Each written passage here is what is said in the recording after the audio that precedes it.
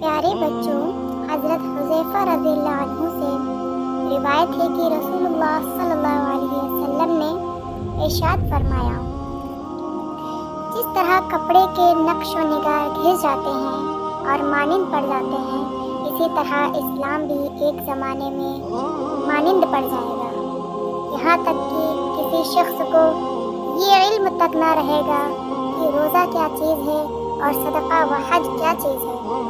ایک شب آئے گی کہ قرآن سینوں سے اٹھا لیا جائے گا اور زمین پر اس کی ایک آیت بھی باقی نہ رہے گی۔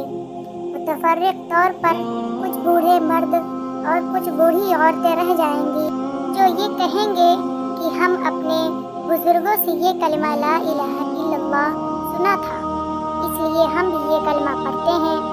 حضرت حذیفہ رضی اللہ عنہ کے شاگرد صلہ نے پوچھا، جب انہیں روزہ، صدقہ اور حج کا بھی علم نہ ہوگا تو بھلا صرف یہ کلمہ انہیں کیا فائدہ دے گا؟ حضرت حذیفہ نے اس کا کوئی جواب نہ دیا۔ انہوں نے 3 بار یہی سوال دہرایا، بار بار حضرت حذیفہ اعراض کرتے رہے۔ ان کے تیسرے مرتبہ اصرار کے بعد فرمایا، صلہ، یہ کلمہ ہی ان کو دوزخ سے نجات دلائے گا۔ اللہ تعالی ہم سب کو عمل کرنے کی توفیق عطا